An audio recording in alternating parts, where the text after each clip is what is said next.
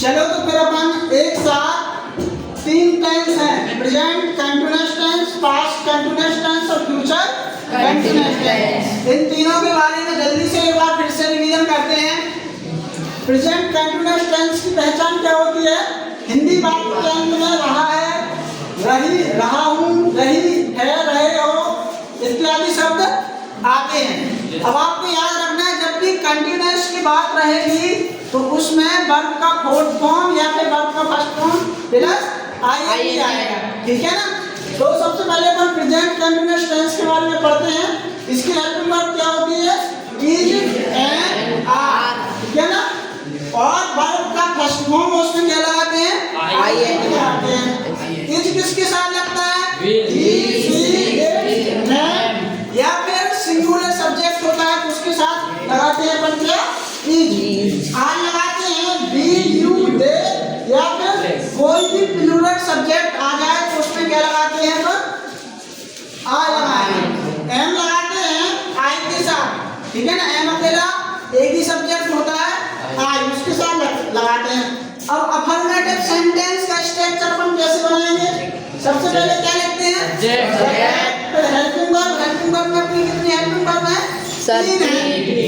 Is, M और are, तीन में से कोई एक लिखेंगे। जब वर्ब का फर्स्ट फॉर्म आएगा उसमें आईएनजी लगाएंगे, फिर ऑब्जेक्ट आएगा और फिर लास्ट में आ जाएगा अदर। अपन उदाहरण लेते हैं, एग्जांपल लेते हैं। वह गीत गा रहा है, इसमें सब्जेक्ट क्या है? वह है। वह को इंग्लिश में क्या बोलते हैं? ही के साथ क्या लगाएंगे? देखो ऊपर बताया मैंने, इज लगाएंगे, ठीक है ना। इज, फिर गाना को क्या बोलते हैं? सिंग, उसमें क्या लगा देंगे? आईएनजी लगा देंगे, ठीक है। और फिर गीत को क्या बोलते हैं? सॉन्ग। ये सॉन्ग भी लिख सकते हैं क्योंकि एक ही गीत गा रहा है वह। अब अपन देखते हैं पास्ट कंटीन्यूअस टेंस। इसकी पहचान होती है रहा था, रही, रही थी और रहे थे। हेल्पिंग वर्ब होती है वॉज और वर। अब वॉच किसके साथ लगता है, वर किसके साथ लगता है? आपको ये याद रखना पड़ेगा। वॉच लगेगा अपना ही, सी, इट, नेम, और आई के साथ भी क्या लगता है? वॉच लगता है, ठीक है ना। इसको भी आपको याद रखना पड़ेगा।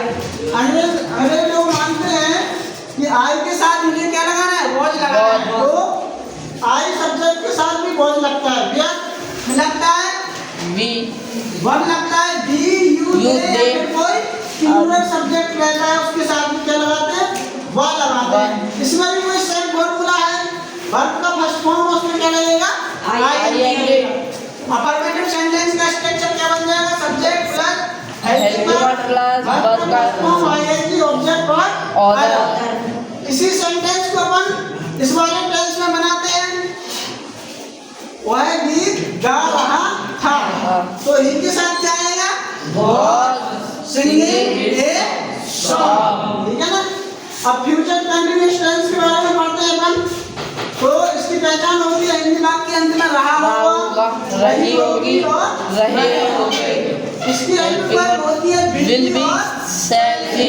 अभी मैंने बताया था शैल हमेशा आई और बी सब्जेक्ट के साथ ही लगता है, समझ आया ना।